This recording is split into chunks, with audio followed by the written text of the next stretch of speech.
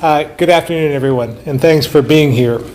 Today I'm joined by Housing and Community Development Deputy Commissioner Nate Formolari and Angie Harbin from Down Street Housing and Development to highlight the Community Development Block Grant Disaster Recovery Awards.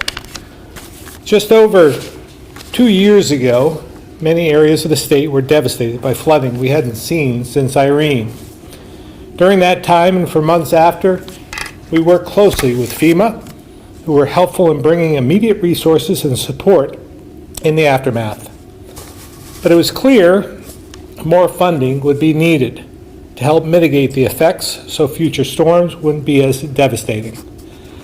As a small state, we have limited resources, which is why the CDBG funding is so important. Today, we're announcing over $49 million in grants, which will fund 25 projects in flood-impacted communities across the state. This money will be used to help restore and build nearly 200 homes, make infrastructure improvements and mitigation investments, and a small amount of money for planning, so we can determine where to build in the future, which Nate will talk about more in a moment. And while this funding is helpful in addressing some of the immediate challenges, we also need to focus on why we haven't kept up with our housing needs over the last few decades. In the last 5 years, we've used almost $500 million in state and federal funds for housing, but that's not anywhere near enough to fill the need. Historically, the private sector has built the vast majority of homes in Vermont and across the country, which is why I recently issued a housing executive order. The order focused on streamlining the appeals process and addressing other requirements that have led to increased construction costs, which only make our demographic and affordability crisis worse. We'll continue to work with the legislature on housing this session, so funding, like the CDBG disaster recovery grants, can go even further to build the housing units we desperately need. So with that, I'll turn it over to Deputy Commissioner Formolari. Thank you, Governor, and good afternoon. I'm Nate Formolari, the Deputy Commissioner of the Department of Housing and Community Development. Each year, our department administers the Community Development Block Grant Program, which is funding provided to us by the Department of Housing and Urban Development, or HUD, as they're known.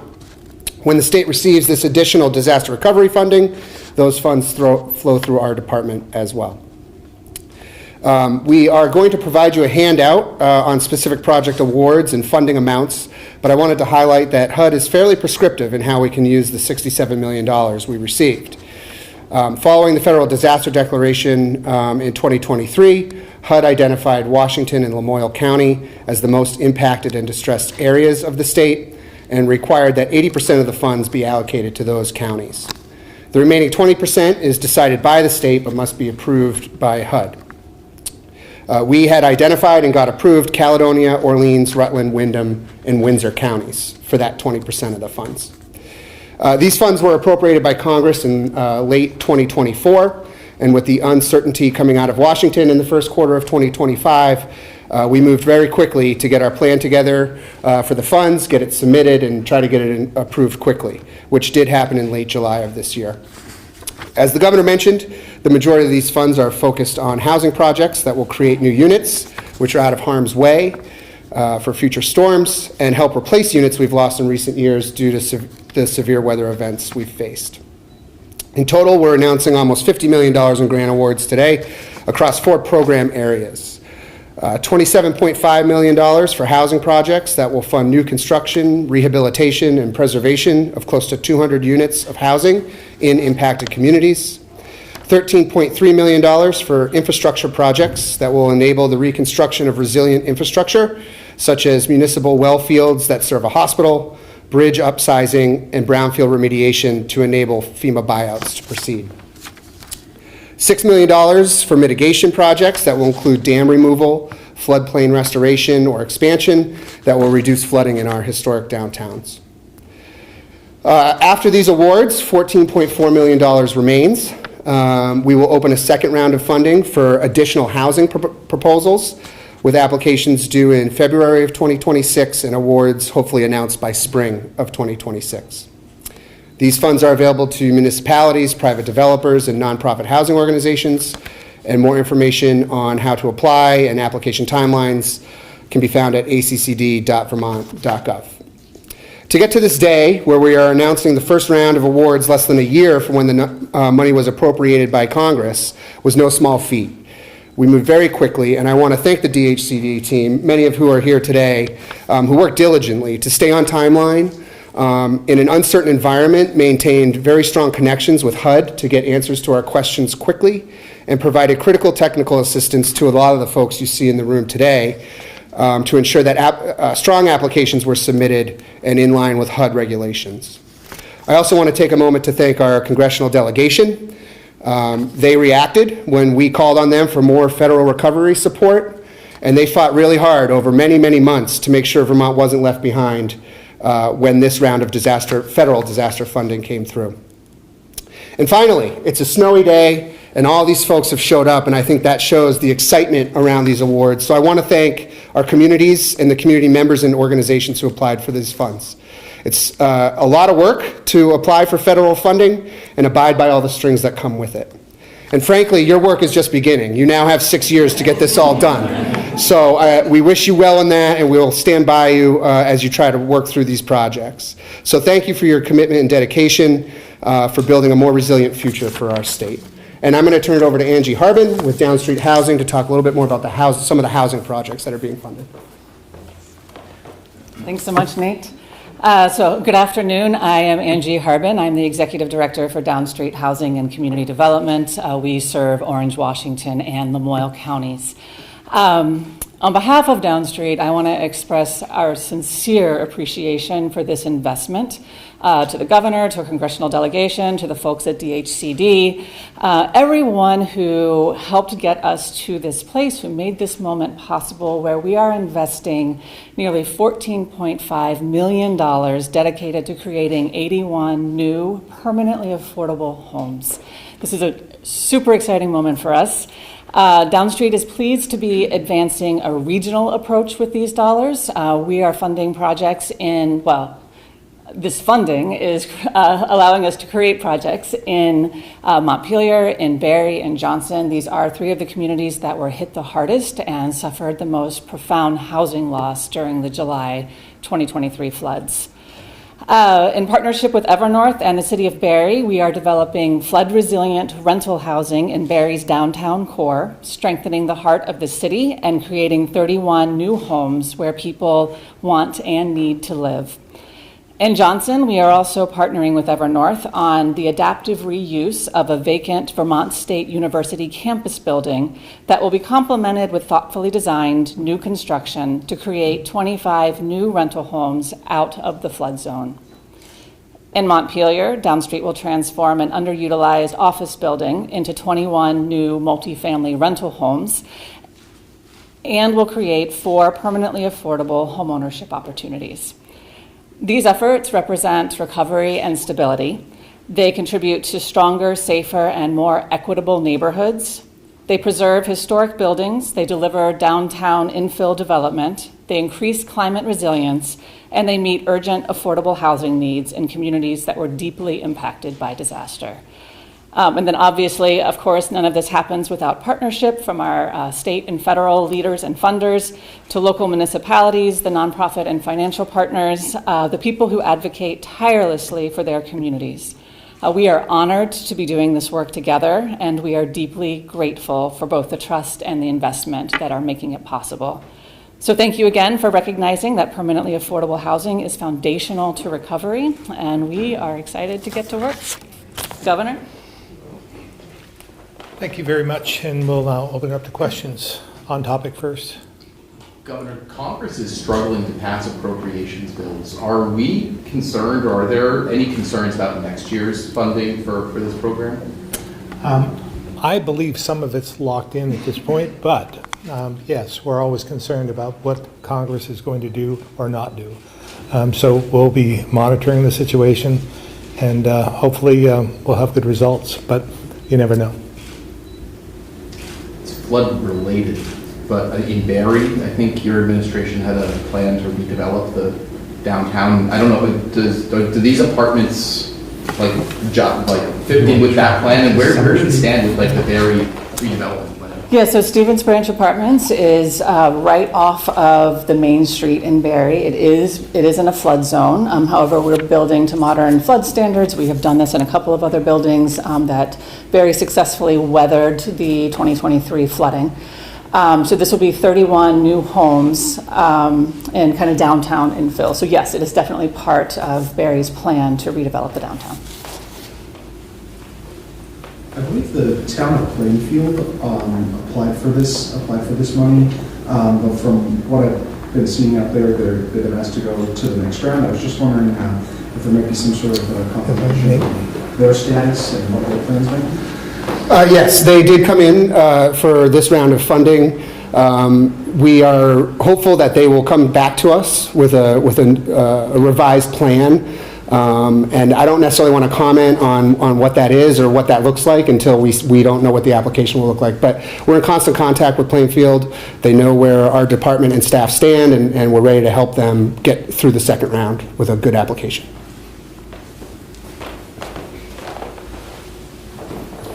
Separate housing question, if I could, and I maybe Commissioner Farrell can weigh in too, but I know a few weeks ago the folks that administer Section 8, the Vermont State Housing Authority, came forward saying that they've got a budget shortfall. I guess they're telling Rutland's Board of Aldermen that it's about $10 million is what they're going to need from the state legislature. What's your understanding of the health of our Section 8 voucher system? Yeah, I understand that they have an issue, and I don't know if Sarah Clark is here, but Secretary Clark might be able to answer this better than the rest.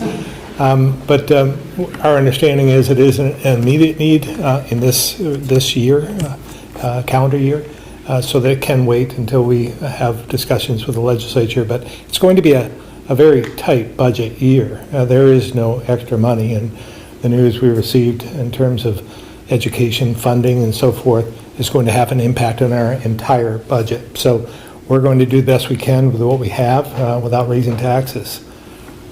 Secretary Clark? Yeah, thank you, Governor. I don't have much to add to that, only as the Governor indicated, they did receive, I think late on Friday, an announcement of some additional funds to provide some support through the more immediate term, and that we will continue to be in communication with them and other housing organizations to understand the real need for Vermont. There's already a backlog of, just in Rutland, I think there was over 240 people just in Rutland that are waiting for vouchers, let alone the more populated or other populated centers of the state. You know, in terms of this program being like a critical tool to keep a roof over people's heads and anti-poverty, anti-homelessness tool, I mean, you talked about the priorities, Governor. Where does this, I know you can't talk about the budget proposal, but like where does this fall in sort of the level of need, in your opinion? Well, again, we understand the level of need, particularly in this area and with housing in particular. We've been trying to focus on this since I came into office and have made some incremental gains, but this is a safety net for those who desperately need it. So we'll put it in the mix because there are a lot of impending need throughout the state. So it'll be a priority, just like every other issue is a priority for us. Regarding the projects that were mentioned, are there estimated finishing dates for those projects as to when they could come online and available for folks to apply for? And some need to be started first. Do you want to speak to yours and I can? I'm happy to do that, yes. Yeah. So that is a great question, and as the Governor mentioned, some need to be started. I think all of ours need to be started. They're in various phases of pre-development. So we are intended to break ground on Stevens Branch Apartments. That's the site in Barrie, probably late June of this year. And then for the sites, the multifamily sites in Montpelier and Johnson, breaking ground late fall for those, and imagine at least a 1-year construction period for those projects. And then the 4 single-family homes should be completed and ready for sale in the fall of 2026. And then I would just add that as a part of the program, projects have 6 years to complete. If it's a housing project, that means it's built and occupied. So it's a 6-year runway for the rest of these projects to get finished up or started. Governor, switching gears to education, where are you and Pro Tem and the Speaker? I know a few weeks ago you had alluded to maybe replacing members of the redistricting task force and having them go at it again.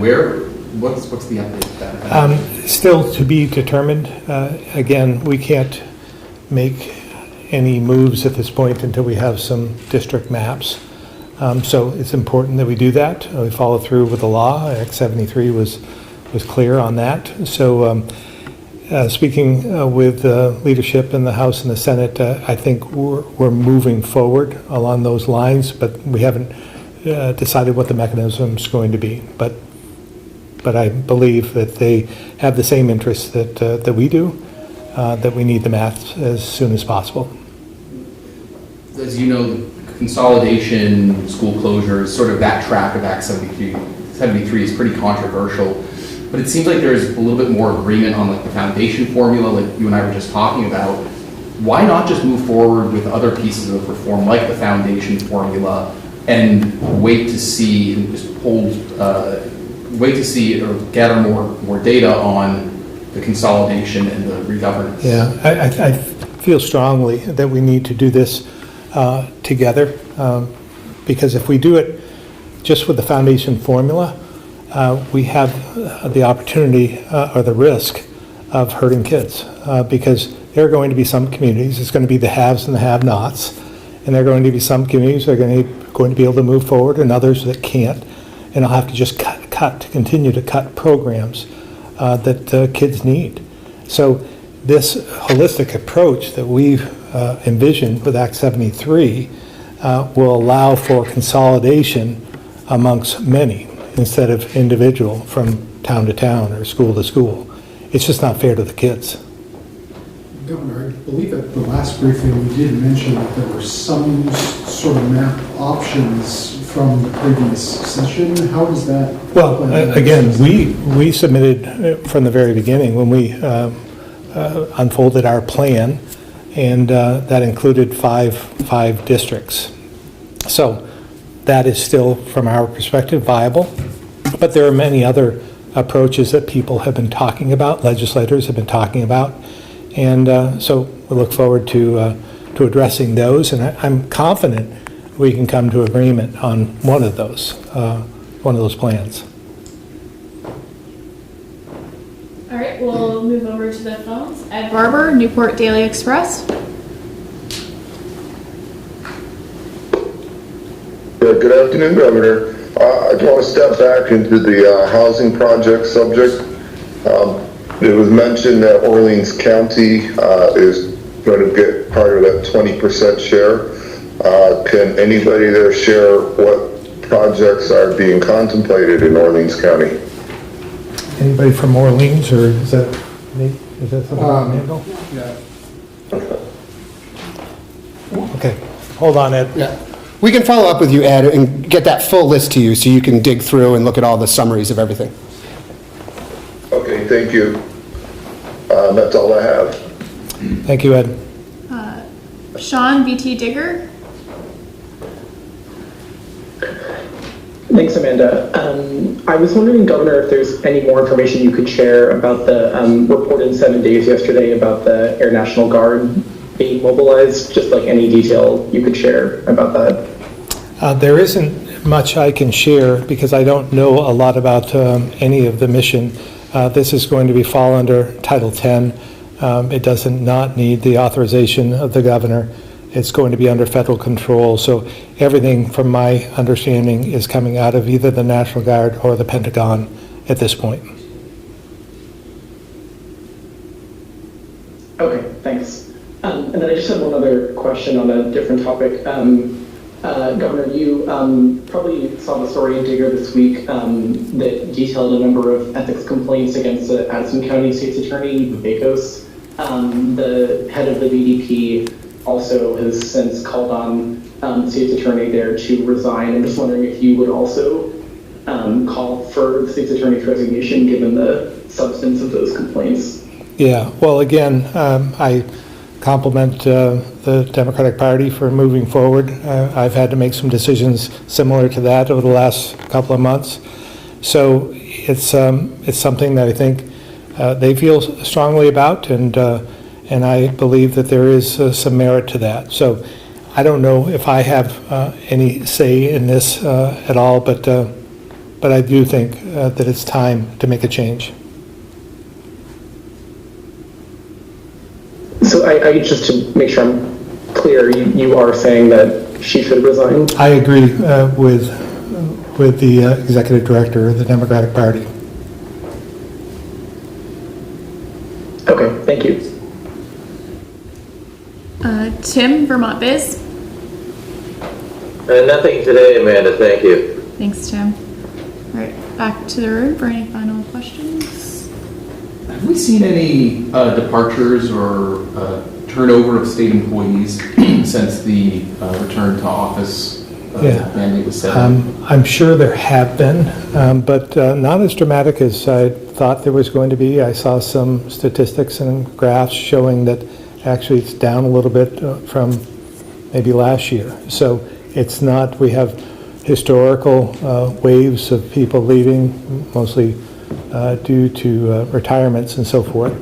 But I was expecting more, and I don't think I've seen that. Secretary Clark, is that what you observed? That's correct, Governor. We are actually tracking fewer resignations versus the same time last year. It is something that we track on a biweekly basis, like we do many data points, so we will continue to do that going forward. We are also tracking the number of applications that we are receiving for open job positions, and we are seeing more than we have, at least in recent history. So more people applying to be state of Vermont employees. How many open positions do we have right now? I don't know off the top of my head, but I can follow up with you, Calvin. So Governor, just quickly, the ACA premiums, I think a lot of Vermonters are getting notice from their insurance company this week, next week, et cetera, about skyrocketing healthcare costs for some. There's also the Medicare Advantage conversation that's happening. A lot's happening in the healthcare arena right now. Can the state do anything about this? Either of those issues? Yeah, it's more of a federal issue, it's particularly one of those, both of them, really. So, you know, I understand the dilemma. I've talked about this before. When we had the shutdown, it was all over this one issue. And extending some of those benefits, I think, is important if they don't have a plan. As I said before, if you're going to let something sunset, as was in law, you should have a plan to fix it. So it just seems as though, again, Congress is kicking that can down the road, and people will be impacted and left in a space where they don't know what to do next. All right. I just have one question, Governor. You know, nationally, we're seeing a lot of increase in artificial intelligence data centers. Apparently, they've been taking up a lot of power and impacting ratepayers. In Vermont, I believe UVM has one, but if there's any, there's not much in Vermont. Have you heard about anything about some sort of AI data center potentially being built in Vermont or something like that? I have not heard of any being built in Vermont, but even if it's built in the region, we share a lot of power amongst those of us in New England, and certainly we get a lot of power from Canada. So it's a concern that I've had for quite some time. I think I might have talked about this in one of the press briefings, but when I was at the National Governors Association meeting, we talked a little bit about AI, and I had Mark Cuban on, who was very bullish about AI and said we should proceed and, you know, not worry about any regulation, and then I got to ask a question. I asked, well, what about the power that it's going to take? Because you see the big companies like Amazon and so forth buying some of these plants. because they're going to be running these big data centers. So again, that impacts all of us because we need more power as we electrify, move away from carbon emissions. And so it's something that we have to be wary of and make sure our grid is upgraded and that we're providing power at a cost people can afford.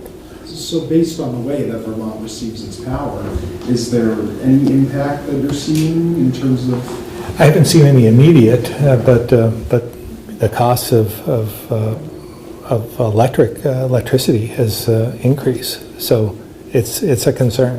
And even the state economist last week seemed a little bullish on AI as well. What do you make of that? Well, it's an exciting time, but it's also a time that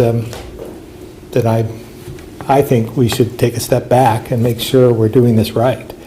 And when I hear the federal government saying, we're going to take over this operation, that may be okay, but there's got to be regulation that is associated with that. If they're not going to allow the states to do it, then they need to do it right. Do you think we're in a bubble? An AI bubble?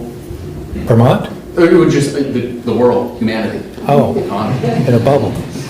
Well, I do worry, again, about AI, and it just regurgitates information, and pretty soon it becomes fact. So I worry about that a lot, but at the same time, it's an exciting time because it does some pretty amazing things and it gives us information almost instantaneously.